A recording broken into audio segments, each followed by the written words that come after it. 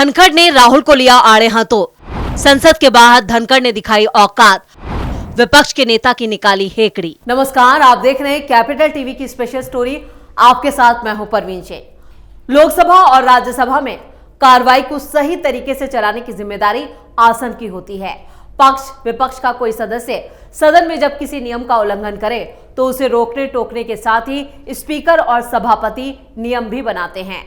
लोकतंत्र के सबसे बड़े मंदिर के परिसर में सबसे बड़े आसन को ही जब विपक्ष उसकी लक्ष्मण रेखा याद दिलाने लगे तो संकेत साफ है कि आने वाले सत्रों में भी सत्ता पक्ष के साथ ही आसन भी विपक्ष के निशाने पर होगा।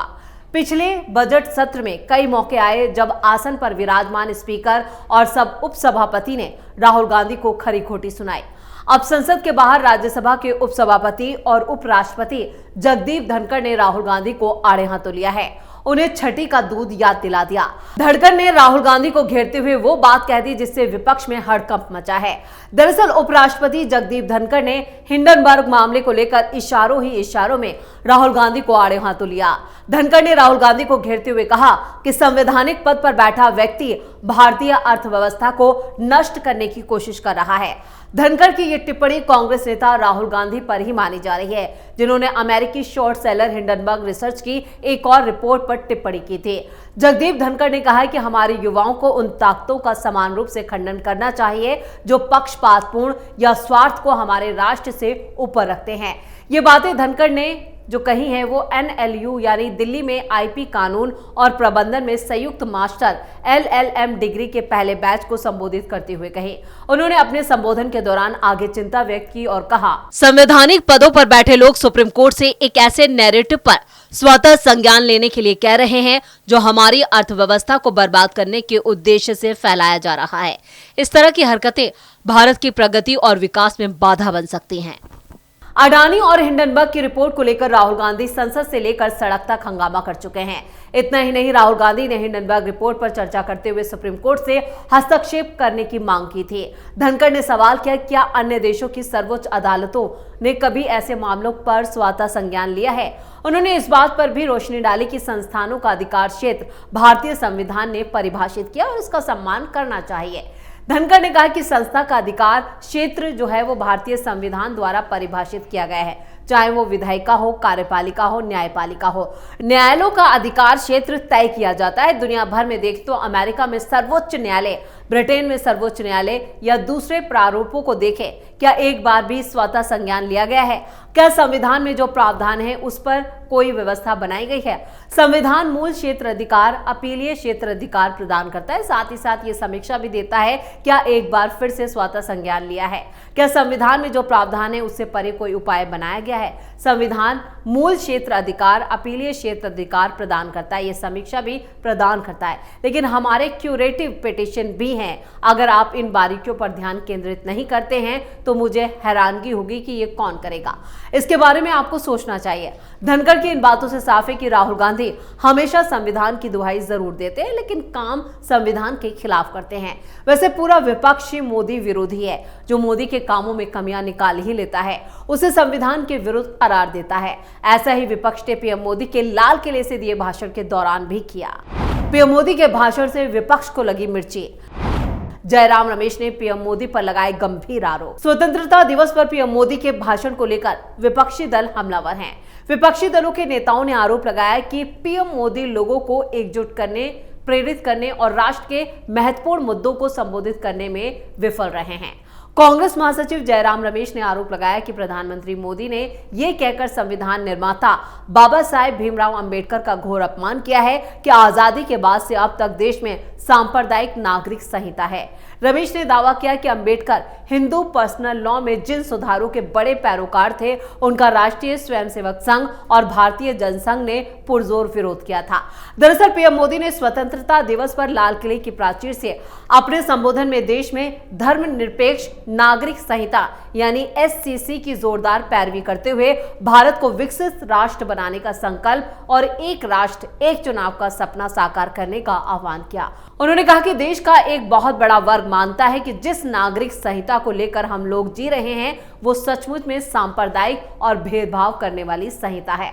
मैं चाहता हूं कि इस पर देश भर में गंभीर चर्चा हो और हर कोई अपने विचार लेकर आए। बस यही बयान कांग्रेस को नागवार गुजरा, यानी कि यह बयान उनका चुभ गया, जिसको लेकर कांग्रेस बार बार पीएम मोदी पर निशाना साध रही है। वहीं दूसरी तरफ दिल्ली में केजरीवाल की जगह कैलाश गहलोत ने ध्वजारोहण किया, जिसमें वो सिर्फ केजरीवाल का गुणगान करते दिखे, लेकिन उसको लेकर राहुल गांधी से लेकर पूरी कांग्रेस पार्टी मुंह में दही जमाकर बैठी हुई है। उन्होंने कैलाश गहलोत के भाषण पर एक शब्द नहीं कहा, इस भाषण की आलोचना नहीं की, क्योंकि वो इंडी गठबंधन का हिस्सा जो है, यानी मौका कोई भी हो, कांग्रेस सिर्फ मोदी सरकार की आलोचना करने में भरोसा रखती है। इधर इसी को लेकर जगदीप धनखड़ ने कांग्रेस और उनके शहजादे की पोल खोल के रख दी है। वैसे धनखड़ के साथ कांग्रेस और राहुल गांधी की अदावत पुरानी है। उनके मिमिक्री मामले को लेकर जो उन पर कार्रवाई की थी वो सभी को याद है। 27 जून को नेता प्रतिपक्ष खड़गे ने भी नियम 267 के तहत नीट पेपर लीक पर राज्यसभा में बहस कराने की मांग की, जिसे सभापति ने खारिज कर दिया और इस दौरान दोनों नेताओं के बीच जमकर नोकझोंक देखने को मिले। बजट सत्र में भी धनखड़ और खड़गे आमने सामने नजर आए। वहीं जया बच्चन के मामले में तो धनखड़ के खिलाफ अविश्वास प्रस्ताव तक लाने की बात कही गई। दरअसल खड़गे ने नीट मामले में कहा कि देश में 25 लाख बच्चे परेशान हैं और आप उन पर बहस नहीं कराना चाहते। हालांकि धनखड़ ने उनके प्रस्ताव को खारिज कर दिया, जिसके बाद विपक्ष के सदस्य वेल में आ गए और विपक्षी सदस्यों के साथ साथ खड़गे भी वेल में आ गए। आमतौर पर नेता प्रतिपक्ष वेल में विरोध करने नहीं आते हैं। खड़गे के वेल में आने पर धनखड़ भड़क गए और इस घटना को सदन के लिए काला धब्बा करार दिया। खड़गे ने इसका जवाब देते हुए कहा कि सभापति ने मेरा अपमान किया, इसलिए मुझे वेल में आना पड़ा। खड़गे के मुताबिक सभापति अगर उनकी बातों को सुनते तो विरोध की नौबत ही नहीं आते। फिर भाषण के दौरान खड़गे धनखड़ भिड़े। 1 जून को भी राष्ट्रपति के अभिभाषण पर खड़गे बोलने के लिए खड़े हुए तो कई मौकों पर उनकी जगदीप धनखड़ से बहस हो गई। पहला मौका आरएसएस को लेकर था। खड़गे मोहन भागवत के बयान के जरिए मोदी सरकार पर निशाना साध रहे थे। इसी दौरान धनखड़ ने कहा, संघ प्रमुख को पढ़ते रहना चाहिए, इससे ज्ञान में इजाफा होता है। और इस पर जवाब देते हुए खड़गे ने कहा, मैं सबको पढ़ता हूं और इसलिए पढ़ता हूं कि ये लोग देश को खत्म करना चाहते हैं। खड़गे के इस बयान पर सभापति ने नाराजगी जाहिर की। दोनों के बीच दूसरी बहस खड़गे के एक आरोप के बाद देखने को मिली। खड़गे ने सदन में कहा कि संसद के भीतर महापुरुषों की मूर्तियों को पीछे किया जा रहा है और इस काम में सभापति भी शामिल हैं। इस पर जगदीप धनखड़ ने कहा था कि मुझे लोकसभा स्पीकर की तरफ से आमंत्रण आया था और इसलिए मैं गया था। दोनों के बीच बहस चली और सदन के नेता जेपी नड्डा खड़े हो गए। नड्डा ने कहा कि खड़गे साहब को मूर्तियों की इतनी ही चिंता है तो जवानी के दिनों में दिल्ली से जॉर्ज पंचम की मूर्ति क्यों नहीं हटवाई। इस पर धनखड़ ने कहा कि खड़गे साहब अभी भी जवान हैं और बात दलित और सामंतवाद पर आ गई। 2 जुलाई को बहस के दौरान जयराम रमेश कुछ बोल रहे थे, जिस पर धनखड़ ने तंज कसते हुए कहा, रमेश आप ज्यादा प्रतिभाशाली हैं। इस पर खड़गे बिफर पड़े। खड़गे ने धनखड़ से कहा कि आपके अंदर अभी भी वर्ण व्यवस्था है और आपको लगता है कि रमेश ज्यादा काबिल और मैं मंदबुद्धि हूं क्योंकि मैं दलित वर्ग से आता हूं। खड़गे ने आगे कहा कि मैं जिस पद पर हूं वो पद मुझे सोनिया गांधी और देश की जनता ने दिया है, मुझे नेता प्रतिपक्ष आपने और रमेश ने नहीं बनाया।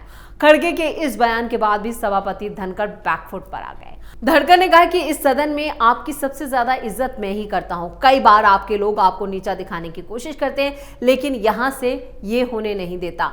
बात को मैं बढ़ाना नहीं चाहता हूं। खड़गे धनखड़ में पहले भी चले हैं बयानों के तीर। 11 महीने पहले मणिपुर मामले को लेकर भी खड़गे ने नियम 267 के तहत एक प्रस्ताव दिया, लेकिन सभापति ने इसे मंजूर नहीं किया था। इसके बाद भी खड़गे ने कहा कि मैं यहाँ सबसे सीनियर हूँ, लेकिन आपने मेरे प्रस्ताव को तीसरे नंबर पर धकेल दिया। जिस पर धनखड़ ने कहा कि आपका मैं सम्मान करता हूँ, लेकिन नियम ही यही है, इसलिए ये हुआ और आप तो मेरे दिल में रहते हैं। खड़गे ने कहा कि मैं जानता हूं कि आपका दिल बहुत बड़ा है, लेकिन वो सिर्फ सत्ता पक्ष के लिए धड़कता है। खड़गे ने आगे कहा कि आप बहस नहीं करना चाहते, लेकिन हम ये मांग तब तक करते रहेंगे जब तक आपका दिल नहीं जीत लेंगे। संसद के इसी सत्र में एक संबोधन के दौरान खड़गे ने कहा कि आप प्रधानमंत्री का सीधा बचाव करते हैं। ऐसा बचाव तो सत्ता पक्ष के लोग भी नहीं कर पाते। मुझे समझ नहीं आता कि आप ऐसा क्यों करते हैं। इसका जवाब देते हुए सभापति ने कहा कि प्रधानमंत्री को मेरे बचाव की जरूरत नहीं है, वो ग्लोबल लीडर हैं और उन पर पूरे भारत के लोग गर्व करते हैं। प्रधानमंत्री की तारीफ यूएसए के सीनेट में भी होता है। यानी यहाँ पर पीएम मोदी का बचाव करने का लगातार विपक्ष आरोप लगाता रहा है। और जिस तरह से राहुल गांधी ने जगदीप धनखड़ की संसद के अंदर मिमिक्री का जो वीडियो बनाया था, उसको लेकर राहुल गांधी का पूरे देश में जमकर विरोध भी हुआ था। उसके बाद उन्हें माफी तक मांगनी पड़ी थी, लेकिन उसके बावजूद राहुल गांधी अपनी हरकतों से बाज नहीं आ रहे हैं। और कांग्रेस की पूरी पार्टी है, उसका सिर्फ एक ही काम है, मोदी का विरोध करना, जो हर बार नजर आ जाता है। और इसी को लेकर धनखड़ ने एक बार फिर राहुल गांधी को उनकी औकात याद दिलाई है। स्पेशल स्टोरी में इतना ही। वीडियो कैसा लगा कमेंट करके अपनी राय जरूर दें। वीडियो को लाइक करें, शेयर करें और कैपिटल टीवी को सब्सक्राइब जरूर करें। नमस्कार।